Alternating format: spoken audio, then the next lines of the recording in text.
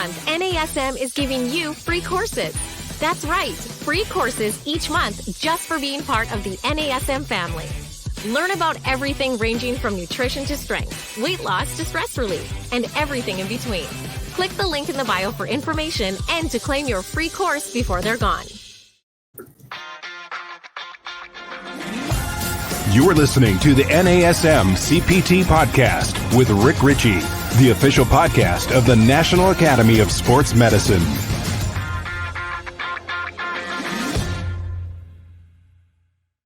Hey, everybody, and welcome to the NASM-CPT Podcast. My name is Richey, and I want to say thank you so much for being supporters of the podcast. I get emails and I get text messages or DMs almost every day. And I appreciate them so much. So thank you. And for those of you who are sending these messages, who are listening regularly, please subscribe to the show and give us a 5-star review and pass it along to your friends and your trainer friends to let them know that we're here and that they may find it supportive. So with that being said, let's talk about what we're going to talk about today.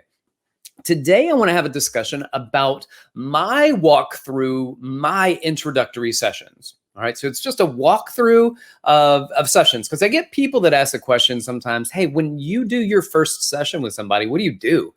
I'm lost. I'm confused. I'm not sure. I don't have the confidence. If somebody could just tell me what they do, then maybe I would feel better about what I do.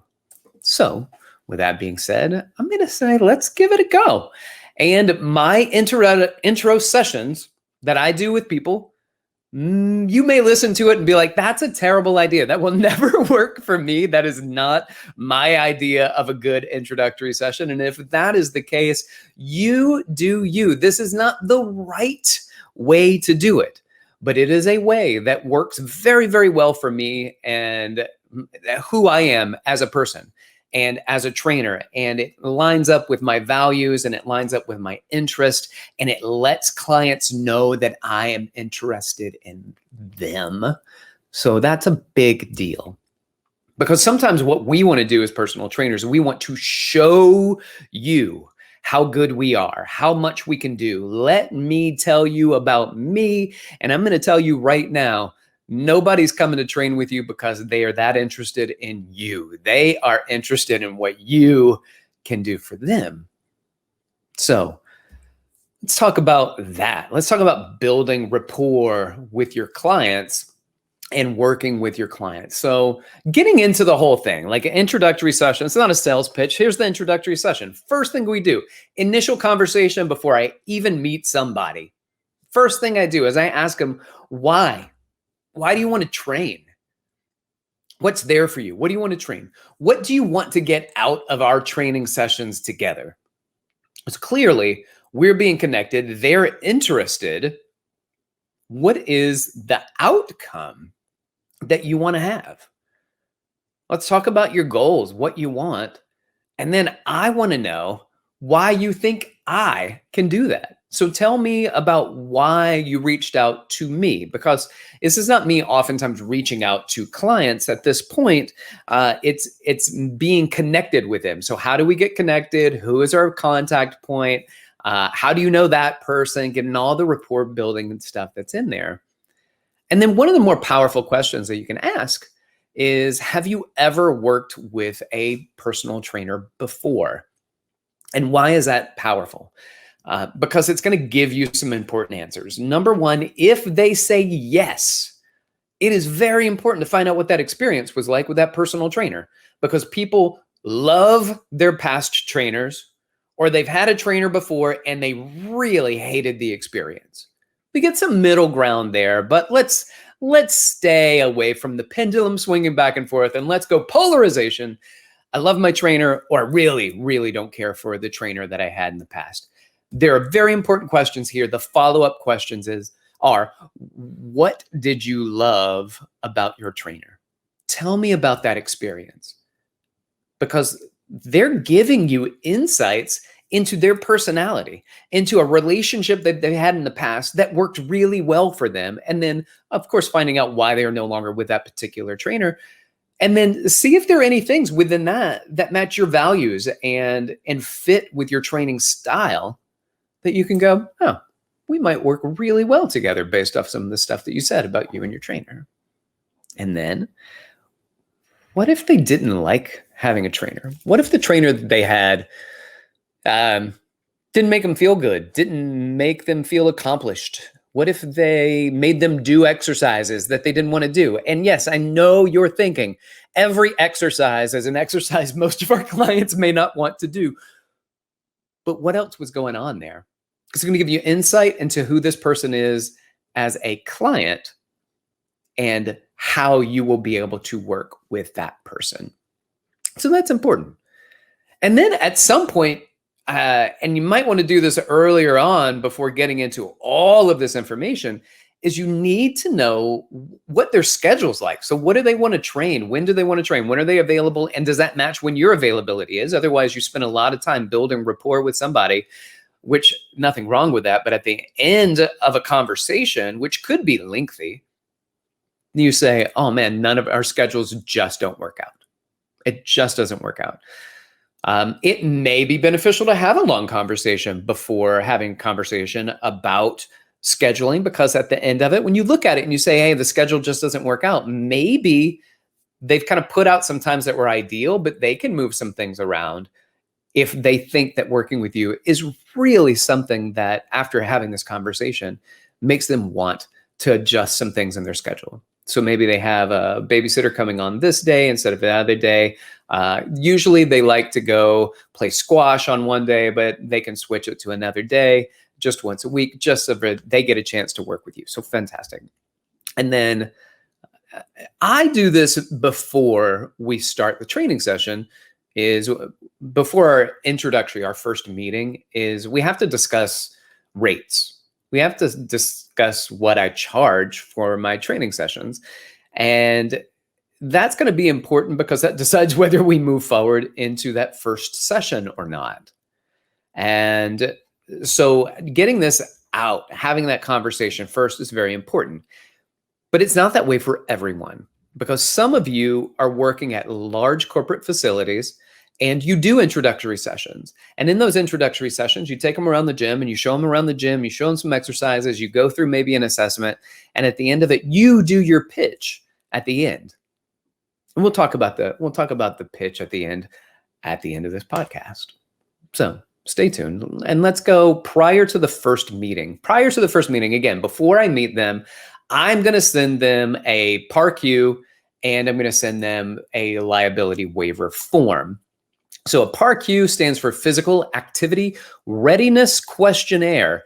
And if you don't know where to find a PAR-Q, I'm going to say Google PAR-Q 2021, whenever the date is, whatever the year is. And there's a website, it's really focused around the PAR-Q, called eparmedx.com, eparmedx. eparmedx.com. And that one has kind of like a really, really good standardized physical activity readiness questionnaire form. And it has several of them. So it's got some options for you. If you need to have a physician's clearance, there's a form on there that they can send to their physician. You give them your information, they send it back to you, or they send it back to the gym. So it makes it really easy. It's a lot of stuff in one place. So it's a great PAR-Q form to use. NASM's PAR-Q form, I don't know what we have. I know we have one on the website, but I have a Mac and it blocks my plugins with, I don't know if they're using Flash Player or whatever it is, but Macs are weird like that. So this is the PAR-Q standard form that most places are using that are at the eparmedx.com. Liability waiver form. And again, some of you will do this within your first session and sign that waiver form before we get going. Probably when you first meet somebody at the very first session, having them sign a waiver form, most people look at it and they're like, I get it, and they sign it. But some people that might be a little anxious are going, great, now I have to sign a waiver of a liability form in case something goes wrong, in case something happens to me during this workout. So I like to send it to them early, have them sign it. So when they see me, it's just comfort. We're just comforted by our time together. PAR-Q, waiver form, and then let's get into the subjective information. So 2 rounds of information you're going to get from your clients. One is the subjective information. A lot of that is going to be a review of conversations you've already had. They've got the PAR-Q. So if there's anything on the PAR-Q you need to address once you receive that, this is a conversation that you're going to have during your first session. So another very, very important thing is you got to review the goals. In fact, reviewing goals is a good thing to do regularly. Right? What we're doing today is I'm walking you through my introductory sessions. I'm walking you through what I do in my first workout with somebody, what leads up to that first session with somebody, and that first time we sit down together. And I said our first workout together, and to be honest, that's really not that true, because there's not a lot of workout that goes on in the first session that I do with people. And I'll tell you why. And it doesn't mean that it's right. And if it works for you, that you say, hey, let's get our first session in, and you guys just, boom, get a couple assessments and right into the workout, that can work too. But I'm going to explain why I do what I do. So I'm sitting down with them. I'm reviewing their goals now. We've already talked about it, but I'm reviewing their goals and I'm refining what those goals are. I'm managing expectations. So if somebody says I have a wedding, and I go, oh, fantastic. And I want to lose X amount of pounds. And I go, oh, okay. All right. And then when's your wedding? And they go 3 weeks. And I'm like, I don't know. Might need to pump the brakes on that and manage expectations. Impossible?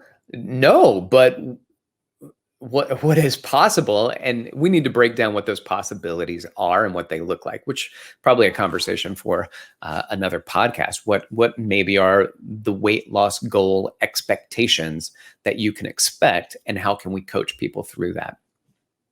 So we're going to address the goals. We're going to review the goals, review the PAR-Q form in case there's anything on there we need to address, and then find out if we need clearance on anything, if we need to get a physician's clearance, if necessary, are there any concerns? And then asking them about them. Get them talking about themselves. It's so important to try to get the other person to carry the ball. And you, as the coach, kind of like a moderator of a conversation, you're not the one out there leading the conversation, doing all the talking. And we do that sometimes as personal trainers. Let me tell you all the things, and I'm good at this, and I love doing this, and I can get you that, and we can get you there. Where do you want to go? And what is the best way for me to have a conversation that gets you to be more involved in the conversation? There was a book that I was reading one time. It's called The Fine Art of Small Talk by Deborah Fine. And it's a story, wonderful story. She set 2 friends up to go on a date together. And so this guy meets this girl, and the guy sits there and they start talking, and she makes a really strange comment right off the bat. Right. And it was something maybe about STDs or something right off the bat. And he was like, what? We're just having dinner.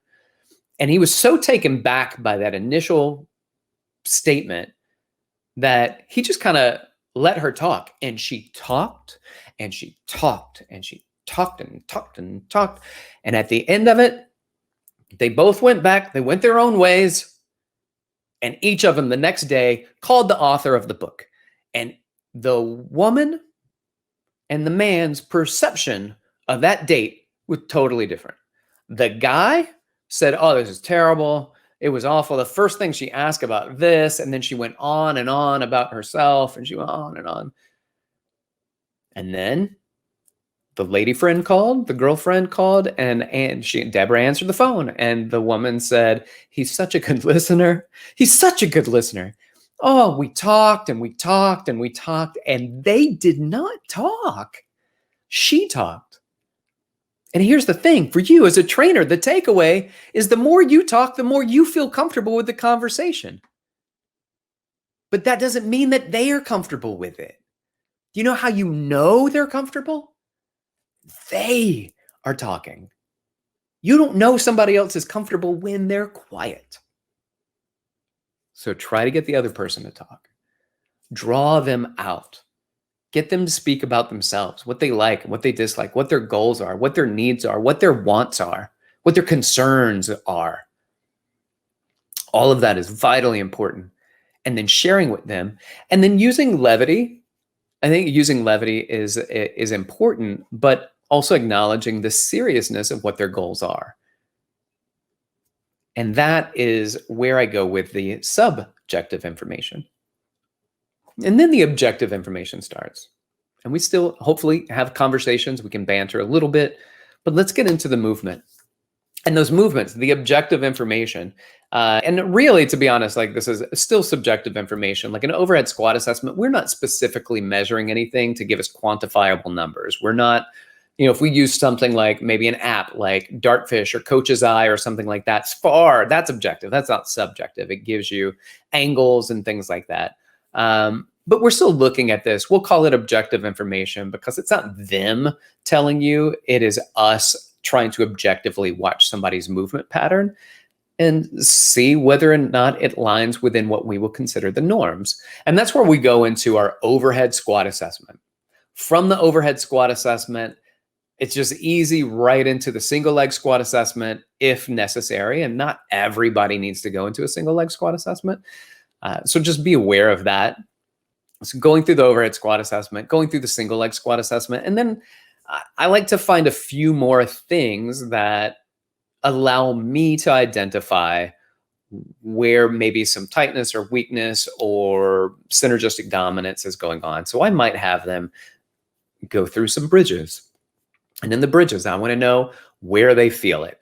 Do they feel it in their low back? Do they feel it more in their hamstrings? Do they feel it more in their quads? Do they feel it more in their glutes? All of that is really important. It's providing me a lot of information, a lot of data on what it is that's going on in their body when they do this exercise and what I can do immediately to optimize those muscle recruitment patterns. All right. So I like to do kind of my version of the McGill Big Three. And this is not for back pain. It's just I really like these 3 exercises as an assessment. So that's my one.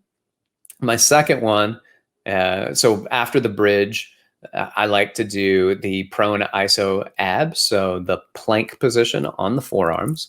Not a great exercise for everybody, but there's one way for me to find out whether or not it's a great exercise for you. Let's do it. And it's not an exercise at this point. It is an assessment style exercise. It's kind of like doing a push-up. You do a push-up, you find out they can't do it, then you regress it. Well, we'll do a plank, find out what's going on. Where do you feel it? Do you feel it in your abdominal region? Do you feel it more in your low back? Are you able to contract your glutes while holding that position? Are you going into scapular winging while holding that position? Fantastic information for me to gather from them, and then allows me to better plan on what my program is going to be. Great. So I'm now taking them through that. They're already face down position. As they go to the ground and they go, okay, the assessment is over. I go, nope, there's one more. And that is a prone cobra, that cobra position where you're lying face down, the chin is tucked, the knees are locked out, the glutes are squeezed tight, the toes are plantar flexed, keeping the body in a straight position, and then retracting the shoulder blades, externally rotating the shoulder, squeezing back and down, keeping the chin in a neutral position, and going through a series of upper extremity exercises for that person so I can identify their activation levels that are going on in their mid traps. Can they feel that? Can they feel it in their lower traps? Do they feel a stretch anywhere? Are they cramping in their triceps? Again, all information that's going to be good data for me to take and apply then to the training protocols. Great. So I've now gone through several different objective assessments. Not even part of the workout really yet. These are just assessments. And then from there, I've taken the overhead squat assessment, single leg squat assessment, and then my big 3 for identifying some things just early on, which allows me to go, okay, do I find information at the lower extremity and the hips? Do I find stuff at the hips, lumbopelvic hip complex? And can I find stuff at the upper extremity? Going through all of those assessments. And then what? Let's put together a program. Doing it on the fly. Like I have this here, so I'm starting to write down, this is what we probably need to foam roll. And we go down that list. Let's make a list of foam rolling. And then first thing I do is teach them foam rolling techniques. I teach them how to foam roll. We spend most of our time after the initial assessment process is just learning how to foam roll. And I'm telling you, I've had some people initially that were like, why are we doing this? Why are we doing it? Well, we're addressing tight muscles. Let's tell you a story about woman named Lynn that I used to train. She was in fantastic shape. And I've mentioned this on the podcast. I love training people that are already in fantastic shape because when people see you train them, they all think you did it. So it makes you feel real good. She was very fit and she saw me pull out that foam roller and she was so bothered by it. And she said to me, this is the word she said, I see people doing this garbage instead of working out. And I think, get up off the floor and do something with your time. And I was like, oh my gosh, this is my first session with her. And that's her response to the first activity we do outside of an assessment. And I said, yep, that's exactly what we're going to do. And she goes, do we have to do this? And I went, I mean, this is why you came to me. It's part of your program. You told me you wanted, and she experienced IT band syndrome.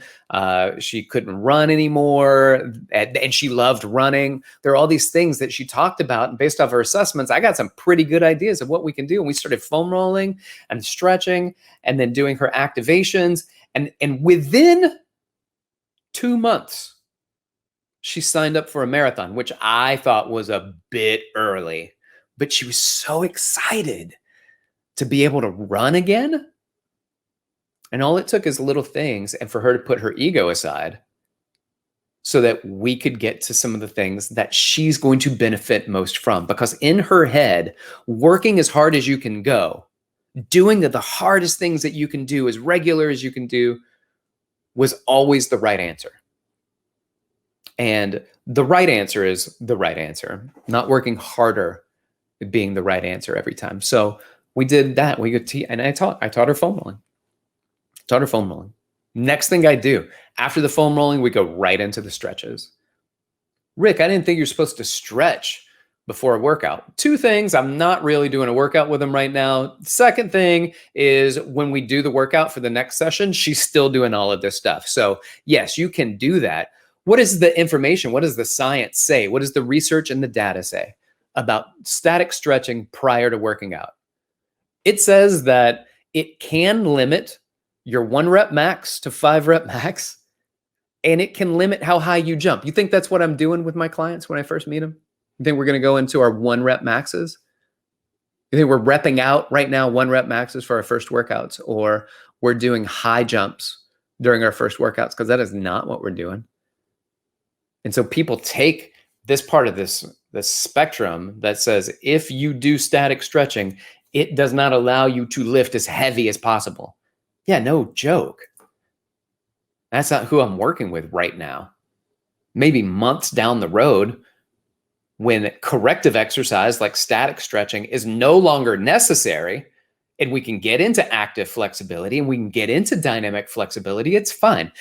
But here's the other set of data. Nobody had really decreased performance at all if they did stretches less than 60 seconds. I don't stretch for that long anyway, so we get the static stretches in. We go through some corrective exercise to lengthen the tight muscles that are inhibiting our movement patterns, and then we go into our activations. So we go into activations. What are we trying to activate? Well, the weaker muscles on the other side of the muscles that we're trying to inhibit stretch. So if I'm stretching my calves, I'll inhibit them, like I'll get on the foam roller, roll the calves, stretch the calves, and then do some anterior tibial activations. Do that. What else? If the lats are tighter, the pecs are tight, foam roll, lats and pecs, stretch, lats and pecs. That's going to decrease the amount of pull-ups you're doing. We're not doing pull-ups right now. It's our first session. What about my bench press? We're not doing bench press right now. And even if we were, I'm not holding it for 60 plus seconds. So it's unaffected. I know, but we take the information that we've heard, information that's out there, and we say, oh, static stretching is bad for whatever, going for a run. But it's bad for like hamstring curls, 1 rep maxes, 5 rep maxes, when you're in an isolated position and nobody's been tested whether or not they were clinically tight, and if you held the stretch for longer than 60 seconds. What's our takeaway? Don't stretch before you work out. That's not the takeaway. It's not what the data says. So don't take that away from it. The information needs to be applied the way the information works. And so I have somebody needs foam rolling, they need stretching. Then we go into the activation theories. And not only am I activating the muscles around the areas that they might have weak, so maybe it's the hips, maybe it's the foot and the ankle complex, maybe it's the shoulder and the shoulder girdle. And we do an activation series. And then we go into doing just general exercises. Let's get some general exercises. Maybe one exercise with whatever time we have left from doing some foam rolling and stretching. And by the way, not foam rolling and stretching everything. If somebody is really busted, right? You see upper extremity, lumbopelvic hip, lower extremity things going on. You got to triage that and say, what is that? What's probably the biggest contributor to things that we're going to concern ourselves with? Address those things and then scaffolding it. So I then take that and I do just a little bit so we can still get activations in, we can still get a few exercises in. And then the next time we add a little bit more. So the next session, maybe I add some lumbopelvic hip work because I started at the foot and ankle. And then the next session, I might add some upper extremity stuff, but all based on triaging it based off where they are and what their goals are, what that workout's going to end up being like. Adding things in as we go along. And if you take everything that I did with that client, I took them through just now the corrective exercise continuum. I use the corrective exercise continuum with every client every day for every single warm-up I do. But in the first session, we've got to teach that first. And then what I will say is that our next session, I'm writing all of this stuff down and I'm sending it to them, or I'm putting them in the NASM Edge app, and I'm getting all that information to them so they see exactly what they can do, one, on their own, and exactly what I want them to do prior to our session the next time I see them. What does that mean? We have an hour-long session. You come in 10, 15 minutes early, not to run on the treadmill, not to get your cardio in or your heart rate up. You are coming in and foam rolling, stretching, doing your activations, and then for the integration and the workout, I am now here. Now we get into the workout. And I scaffolding that. So if we add in new foam rolling, new stretching after they've done everything, then I just send that back to them and I say, now add this into your program until they have the ideal program for their warm up for them. And I can give them a short program and say, this is what I want you to prioritize. If you have a limited amount of time, like the 5 to 10 minutes that you get into the gym before I work out, do this first. And then a longer program that says, this is part of your self-care program for you to do on your own when you're not with me. And certainly if you're going to go to the gym on your own, please add this into your pre-workout warm-up, your corrective exercise before you get into going. And what that really is, a corrective exercise, this movement prep, is really getting them ready to go. Prepared ultimately for addressing the tight muscles, addressing the short muscles, doing the activations, doing the integrations, getting the workout in. And then at the end of it, we go sit down together again. Maybe do a few stretches together. We sit down, we talk. How was that for you? I know that we did a lot of talking today, and that's going to be important. Because from our conversations and from our prep, kind of teaching you how to do these things, I have to teach you to do it first. This is now your responsibility to do on your own. And then what? Schedule the next session. When works for you? Are you taking payment directly if you're an independent personal trainer? Get a credit card or something set up, or Venmo, so that they can do payments immediately. They might do package. and then let them know. You may want to discount a package. So if they do a package, you can do a discounted rate on the package. If they see you a couple times a week, then you may want to discount rates. I don't, but if that's something that you want to do, it does make sense. And it's a good practice for people to take on. Just if somebody's giving more to coming to see you, you can give back a little bit more by addressing your rates. And that works for a lot of people. Other things that people do, that trainers do, is trainers are now developing something independently where it's a membership model. And that basically membership model says this is what you pay monthly. And monthly, you get X amount of training sessions a week. You get guidance during the week when you're not with me. You get email check-ins, things like that. And it's all part of a program. So if they miss something, they can reschedule during the week. If you can't reschedule at the end of the month, you've lost all those sessions, but you're into now a 3-month agreement or a 6-month upfront agreement where they're paying this upfront and they are booking themselves in to your schedule for a real true commitment. And you want people to commit, but doing a 5-pack isn't really a commitment. Let's give 5 hours a try. A real commitment are people who are getting their clients on programs and having them buy out that program.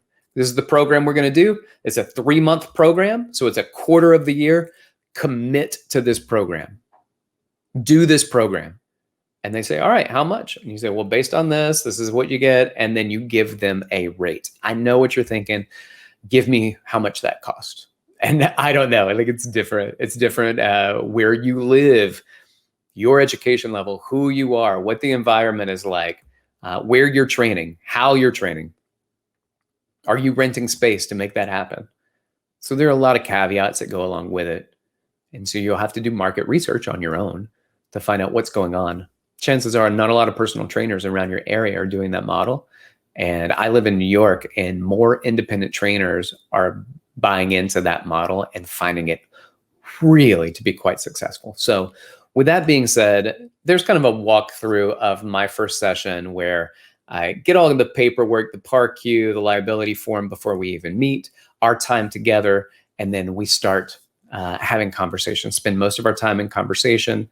Then we go through subjective information, objective assessments, and then we get to that end conversation. And that end conversation might be, hey, let's talk about money. So some of you who didn't do this up front, you're not an independent trainer, you do have to talk about money in order to get people to buy. And what I told people when I worked at gyms was, based off of what we did today, what your goals are, and just a taste of some of the things that we've gone through and we've taught you that you can take with you. But I don't think about personal training sessions as what is the best workout I can get you to lose weight on or to build muscle. That's important. But what I also do is I say every session with me, I think about it like college. I went to college for what? For 4 years so I could experience college? Yes and no. But I went to college more for what college would do for me when I left school. I didn't go to school for the sake of going to school. I went to it for what I could get afterwards. That's how I want you to look at personal training with me. When you personal train with me, it is an education, it is content, it is experience that you now take and apply to your workouts for the rest of your life. This is your time to work with somebody that knows fitness, so that you can know fitness, so that you can become autonomous later in life. If that's what you choose to do, and a lot of people that I train, super autonomous, they're fine with doing it on their own. They just want me to do this with them. So I train them ongoing. That works. Working with clients, teaching them. At the end of it, I say, if you think this is valuable, then I would love to work with you. And if you're working at a gym, they have set prices. You don't feel bad just because it's not something you would pay for. It's not your decision. It's their decision. Let them make the decision whether or not they're going to pay for it. Let them decide whether or not that's expensive. Let them decide whether or not what you've done today is worth the value that they will spend over the next 3 months. They decide that. All you do is provide that first session, that first workout that introductory meeting where they connect with you. Give them a good experience. And if they have the means, the time, the opportunity to do so, they're going to train with you. Some people are going to tell you, let me think about it. I really like it. It was really great. And they want to say those things knowing that they're not going to train because they like you so much. So at the end of it, say, thank you so much for thinking about it. I really do appreciate it. If we can work together in the future, that would be amazing. And if not, I understand. But if you have anybody, friends, family, gym goers, coworkers, things like that, that you think could benefit from personal training, and you think that they would be a good fit with me and that I'd be a good fit with them, please connect us. Because that's really quite powerful. And we don't give it enough power. So anyway, thank you so much. I hope that you found this helpful. I hope that people that are managing businesses, maybe you can send this off to personal trainers that are working in your facilities. Maybe as a personal training manager, you're listening to this and you're like, there's no way that's what the first session is. Go out, kick their butt, show them how much that workout is worth, and make that happen. That's fine. If that works, that's great. But I really want to connect to people individually as a person, because anybody can give a workout that makes somebody sweat to the point of puking. So there's no skill necessarily in that. You can be skilled and do that, but you can also not be skilled at all and still do that. So this has been the best approach for me. If it works for you, I'm glad it does. Thank you so much for listening. If you want to reach out to me, feel free to do so. Primarily on Instagram at dr.rickrechey, R-I-C-H-E-Y. It's Rick, by the way, R-I-C-K. I get Rich a lot. People are trying to find my name. They can't find it. It's very confusing. R-I-C-K, R-I-C-H-E-Y. Or you can email me at rick.richey@nasm.org. Thank you so much. Like, subscribe, give us a review. This has been the NASM-CPT Podcast.